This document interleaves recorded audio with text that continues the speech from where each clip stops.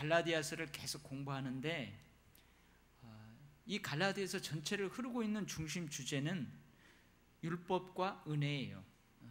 모세를 통해 주어진 율법, 그리고 예수 그리스도로 말미암는 은혜, 예수 그리스도를 믿는 믿음으로 말미암는 이 은혜, 율법과 은혜, 이것을 서로 비교하며 대조하며 사도 바울이 계속해서 강조하는 것이 예수 그리스도를 믿는 믿음으로 말미암아 우리에게 주는 은혜예요. 왜 이것을 자꾸 강조하느냐? 이 갈라디아 교회 안에 유대 율법주의자들이 자꾸 다시 율법 시대로 돌아가게 하려고, 은혜보다는 율법, 그것에 더 무게중심을 자꾸 그쪽으로 옮기려고 하기 때문에 사도 바울이 아니다, 지금은 은혜의 시대이다, 그걸 강조합니다. 오늘 특별히 4절 말씀에 때가 참에 이렇게 되어 있죠. 때가 참에. 여기에서 때는 어떤 때냐 하면 오늘 2절 말씀에 그 아버지가 정한 때까지, 동일한 의미를 가지고 있는 때예요. 이 때는 하나님께서 주권적으로 작정하는 그 기간입니다. 그러니까 쉽게 말하면 하나님이 누구의 간섭을 받아서 이 시간을 딱 정하는 게 아니고 하나님이 알아서 작정한 그 기간을 여기에서 말하는 때예요. 이 사도 바울이 때가 되매, 때가 참에, 그 아버지의 정한 때까지, 이 때를 이야기할 때에 이 때는 구체적으로 뭘 말하냐 하면 율법 시대가 끝나는 시점, 그때를 말하는 거예요. 율법에 얽매여 살아야만 했던 그 기간이 끝나는 그때를 이야기하는 것입니다. 여러분, 오늘 이미 설교를 여러분 듣지 않아도 율법 시대와 믿음으로 말미암는 은혜의 시대, 이 두 시대의 분기점이 되는 그때가 언제예요? 오늘 본문 말씀으로 하면 예수 그리스도께서 여자에게 나신 때. 여기서 여자는 누구예요? 마리아예요. 좀 더 구체적으로 이야기하자면 메시아의 계보인 다윗의 혈통으로 쭉 이어지는 그 유다의 혈통, 즉 다윗의 혈통에서 이제 예수 그리스도께서 태어났다, 이 말이에요. 특별히 성경에서 여자에게 나신 때, 여자의 후손에게서 나신 때, 이때에는 예수님의 뭘 강조하냐면 우리와 같은 육신의 몸을 입고 이 땅에 오신 예수님의 인성을 강조합니다. 인간이 되심을 강조해요. 그래서 율법과 믿음으로 말미암는 은혜의 시대의 때를 나누는 그 분기점은 어디냐? 예수 그리스도께서 이 땅에 오신 그때예요. 그때. 사실 예수 그리스도께서 이 땅에 오신 그 시점으로 해서 우리 역사도 어떻게 해요? 기원 전, 기원 후, AD, BC 그렇게 나누잖아요. 그래서 율법 시대와 믿음으로 말미암는 은혜의 시대도 이 예수 그리스도가 기점이에요. 예수 그리스도가 이 땅에 태어난 그때예요. 그래서 하나님께서는 이 예수 그리스도께서 율법의 마침이 되고 율법의 완성이 되게 하셨어요. 그래서 어떻게 해요? 율법 아래 나게 하셔서 그 율법의 제도와 그 율법에 순종하면서 율법의 마침이 되고 율법을 완성하게 하셨어요. 그래서 예수님도 인간의 몸을 입고 율법 아래 나셨기 때문에 어떻게 해요? 태어난 지 8일 만에 할례를 합니다. 그리고 정결케 하는 그 날이 다 참에 그 정결 예식을 지내려고 예루살렘으로 올라가요. 그리고 예수님도 유대인이라면 누구나 1년 3차 늘 성전으로 올라가서 빈손으로 가지 않고 예물을 가지고 하나님 앞에 나가야 돼요. 특별히 유월절 절기는 다 예루살렘 성전에 올라가서 지킵니다. 그래서 예수님도 유월절에 성전으로 올라가요. 이러한 등등 모세로 말미암는 율법을 지키면서 예수님도 잘하셨어요. 그래서 예수님은 이제 율법의 마침이고 율법의 완성이 있어요. 그래서 오늘 사도 바울은 이러한 내용들을 율법 시대와 믿음으로 말미암는 은혜의 이 시대, 그 정점에 예수 그리스도가 있는 것, 그 분기점에 예수 그리스도가 있는 것, 이것을 비유로 설명을 해요. 오늘 1절부터 2절까지 비유를 하죠. 1절에 보면 내가 또 말하는 유업을 이을 자가 이렇게 되어 있어요. 유업을 이을 자가. 예를 들면 저희 부모님이 결혼을 해가지고 딱 저를 낳았어요. 저만 낳았다고 예를 들면 저만 낳았어요. 저만 낳았습니다. 그러면은 저희 부모님이 열심히 일해가지고 논도 사고 밭도 사고 또 통장에 돈도 많이 모아놨어요. 그러면은 이 유업을 누가 이어가요? 누가 이어가요? 부모님들 다 돌아가시면 이 유업은 누구 것이 돼요? 내 것이 됩니다. 내 것이 돼요. 우리 지난주 일남선교회에서 이남선교회에서인가요? 그 아브라함 이삭 드리는 거 했잖아요. 이스마엘이 아니고 그 아브라함의 집에서 종살이하고 있는 그 종이 아니고 누구요? 이삭, 약속의 자녀인 이삭이 이 유업을 이어가게 되어 있어요. 제가 그 유업을 다 봤습니다. 근데 어렸을 때 아버지가 나에게 그걸 다 주지 않아요. 나에게 주지 않아요. 그래서 오늘 뭐라고 그래요? 유업을 이을 자가 모든 것의 주인이에요. 아버지 것은 다 내 거예요. 아버지 것은 다 내 거예요. 그러나 어렸을 동안에는 종과 다름이 없다. 이 말은 무슨 말이냐면 유대에서는 만 12살까지를 미성년으로 취급했습니다. 만 12살까지는 미성년자로 취급을 했어요. 근데 이들은 재산을 소유할 수는 있었지만 그 재산이 자기 앞으로 등기가 나 있다고 해가지고 그 재산에 대한 재산권을 자기가 행사할 수 없었대요. 미성년이었을 때는 그걸 행사할 수 없었대요. 그런 의미에서 종과 다를 바가 없다 이거예요. 그리고 어렸을 때는 아버지가 어떻게 해요? 나를 가르칠 수 있는 사람을 붙여요. 지금 학교가 있고 그러지만 여러분 가끔 조선시대의 사극을 보면 세자가 있잖아요. 세자가 앞으로 이 나라를 이끌어갈 왕이 됩니다. 왕. 근데 왕으로 등극하기까지 어렸을 때부터 그 세자를 교육하는 사람이 누구예요? 신하예요. 신하. 그 세자의 아버지가 지명해서 세자의 스승으로 삼은 그 사람이 왕이 될 때까지는 그 세자에게 교육을 시킵니다. 여기에서 후견인이나 청지기는 그런 역할을 하는 사람으로 이해하면 돼요.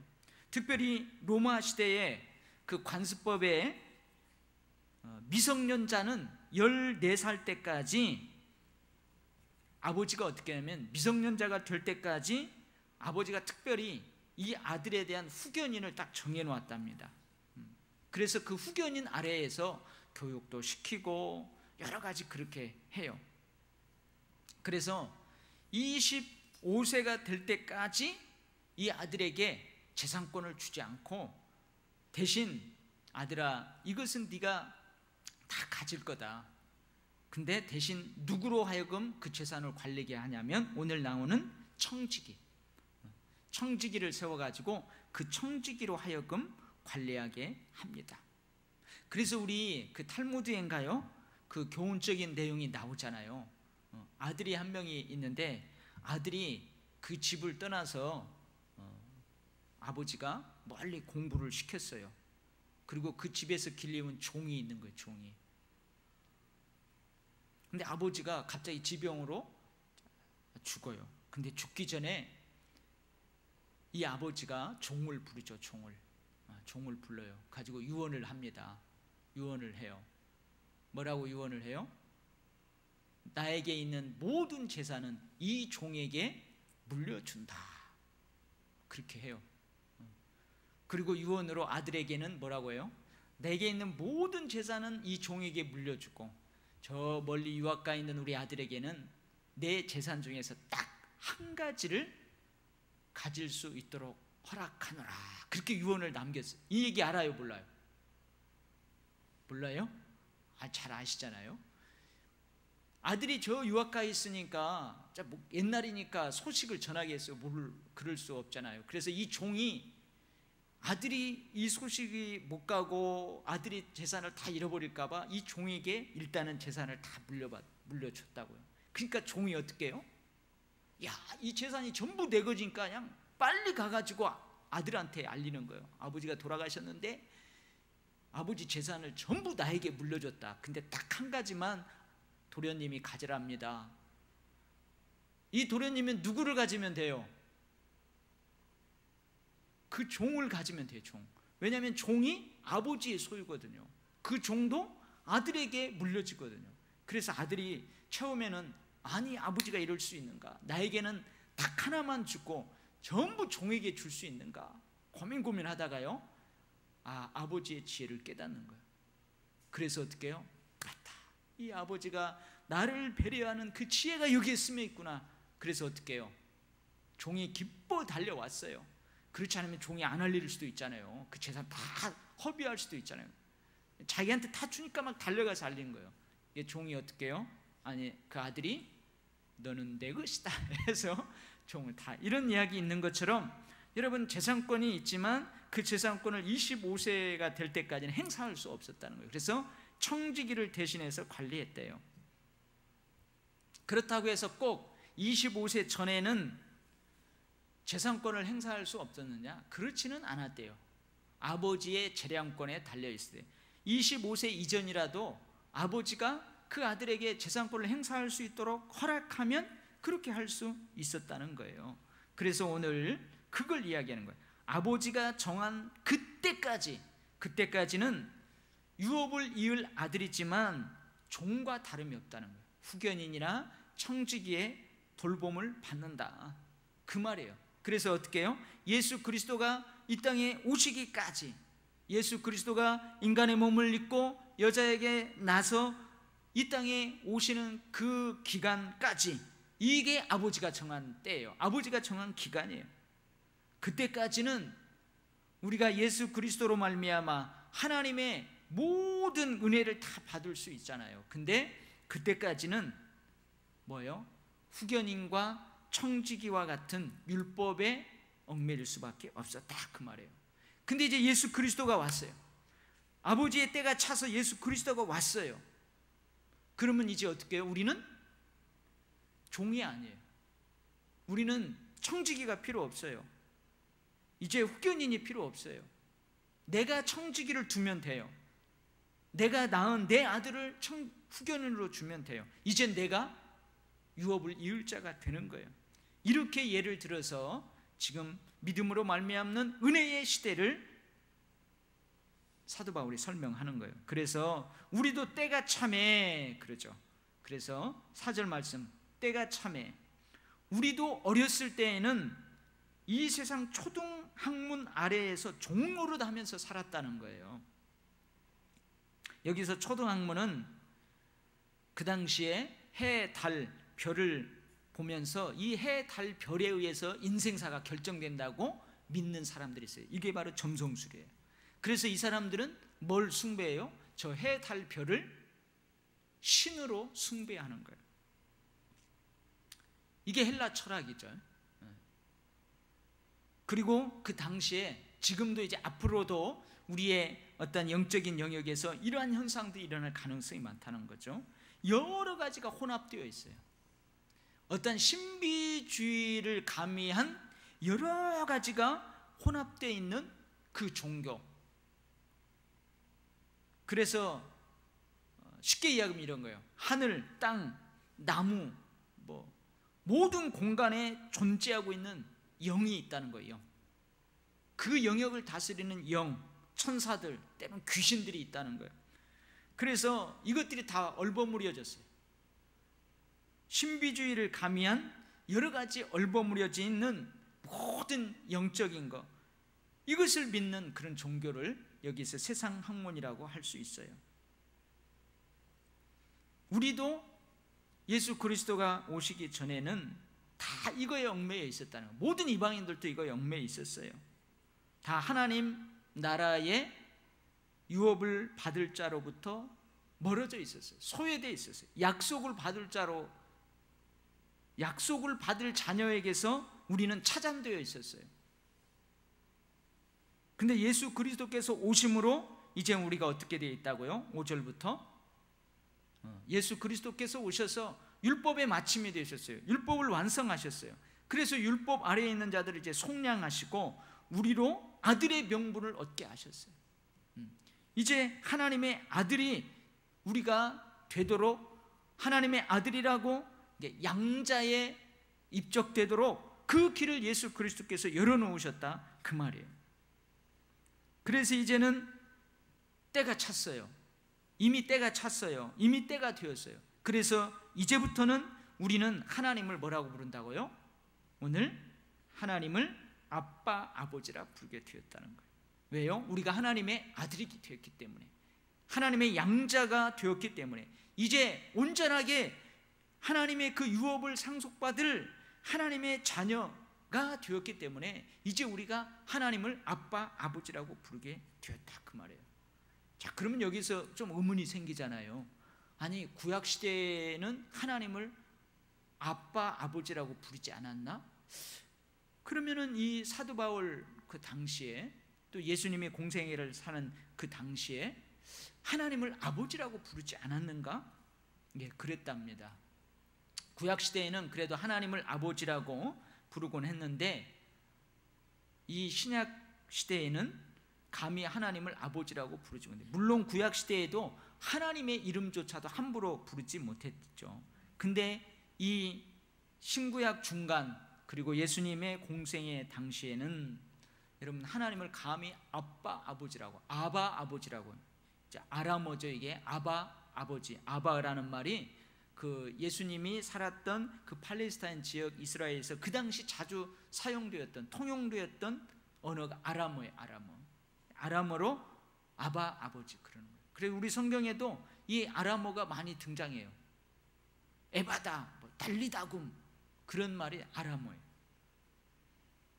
근데 이제 예수 그리스도께서 어떻게 해요? 이제는 우리가 아빠, 아버지라고 부르면서 아버지께 기도할 수 있고, 사도 바울도 이제는 우리가 아빠, 아버지라고 하나님을 부른다. 왜요? 이제 우리가 율법 아래에 있는 것이 아니고 이제는 하나님의 아들이 되었기, 이제는 우리에게 후견인이 필요 없어요. 우리에게 청지기가 필요 없어요. 이제 장성한 아들이 되었어요. 아버지가 정한 그 때를 다 채웠어요. 그래서 우리는 율법 아래에 있지 아니하고 이제 하나님을 아빠, 아버지라 부르게 되었어요. 이제는 종이 아니에요. 이젠 종과 다름없는 그러한 존재가 아니에요. 아들이 되었어요. 아들을 받을, 유업을 받을 자가 되었어요. 그래서 여러분, 사도 바울이 계속 강조하지 않습니까?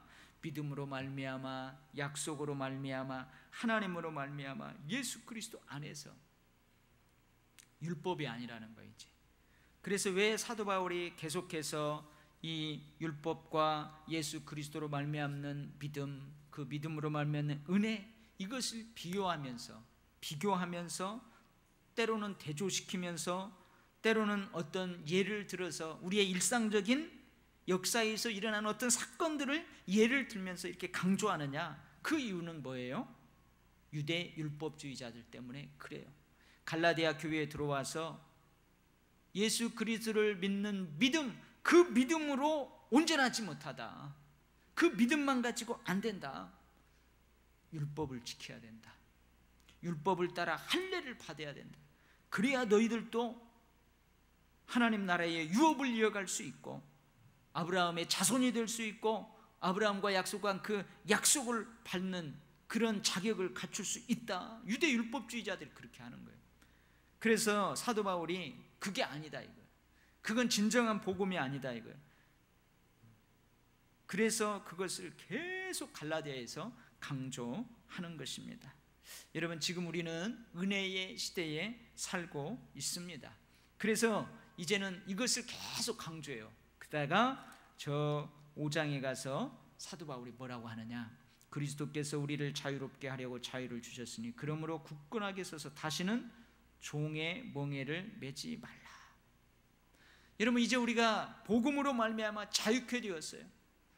이제는 유업을 받을 자로서 하나님의 그 보요하심의 자원들을 우리가 마음껏 끌어다 쓸 수 있었어요. 근데 우리에게 그리스도로 말미암는 이 자유가 오히려 우리를 얽매이는 것이 되면 안 돼요. 얽매이는 것이 되면 아니 됩니다. 여러분, 우리가 늘 이 믿음을 가질 수 있기를 바랍니다. 예수 그리스도로 말미암는 하나님이 주시는 모든 축복들을 우리가 누릴 자격이 있다는 이 믿음을 가지고 살아갈 수 있기를 바랍니다. 여러분, 이것은 이 하나님이 정하신 때가 누가 하나님께 이러이러 해야 합니다 해서 그 때를 정한 게 아니고 하나님의 마음이에요. 어려운 말로 하나님의 주권적으로 작정한 기간이에요. 그런 것처럼 하나님으로부터 주어지는 모든 것은 예수 그리스도로 말미암는 선물입니다. 은혜입니다. 그래서 여러분, 우리가 이제 예수 그리스도로 말미암는 이 은혜의 시대에서 이제 하나님 안에 특별히 구별되어 하나님 우리를 예수 그리스도 안으로 옮기셨다는 이 은혜를 늘 기억하면서 여러분 기쁨으로 살아갈 수 있기를 주의 이름으로 간절하게 축원합니다. 아멘. 기도하겠습니다. 하나님 아버지, 사도 바울이 얼마나 갈라디아 교인들을 보고 답답하면 계속해서 이 율법과 예수 그리스도를 믿는 믿음으로 말미암는 이 은혜, 이 복음을 계속해서 비교하며 대조시키며 예를 들어서 계속해서 설명하고 있는지 그 사도 바울의 마음을 우리가 헤아립니다. 하나님 아버지, 우리도 나 자신의 윤리나 도덕을 보고 구원받을 자격을 논하는 것이 아니고 예수 그리스도로 말미암는 그 믿음으로 말미암아 우리가 구원의 은총을 늘 감사하며 살게 하시고 그 은혜 때문에, 그 축복 때문에 내가 윤리적으로 도덕적으로 거룩하게 살아가고 하나님의 기쁨이 되는 삶을 살아가야 된다는 사실을 늘 인지하면서 이 세상에서 눌리지 않게 하여 주시고 우리가 믿음을 받기 전에, 예수 그리스도를 믿기 전에 그 이전으로 다시 돌아가는 그런 어리석은 일을 범하지 않는 저희들 되도록 하나님께서 늘 성령의 감동 감화하심으로 우리를 깨우쳐 주시옵소서. 특별히 하나님 아버지, 요즘 우리 교회를 중심으로 이 신길동 지역에 유월절을 지켜야 한다는 등 구약적인 율법적인 절기들을 가지고 성도들을 미혹하는 여러 가지 이단들이 있습니다. 하나님 아버지, 우리가 미혹되지 않게 하여 주시고 우리가 정말로 이 복음의 진리를 잘 사수함으로 그들도 언젠가는 예수 그리스도로 말미암는 이 은혜를 깨닫고 돌아오는 놀라운 역사들이 있게 하여 주시옵소서. 아버지 하나님, 우리 도율교회를 이곳에 세워주셨사오니 이 지역의 영적 흐름을 선도하고 주도하라고 우리를 세워준 줄 믿습니다. 우리가 늘 이 진리 안에, 진리의 반석 위에 우뚝 서서 많은 사람들이 진리를 떠나 헤매는 그 사람들의 길을 밝게 비춰주는 빛된 교회, 복된 교회, 구원의 방주가 되는 교회의 역할, 사명을 잘 감당케 하여 주시옵소서. 감사드리며 예수 그리스도의 이름으로 기도하옵나이다. 아멘.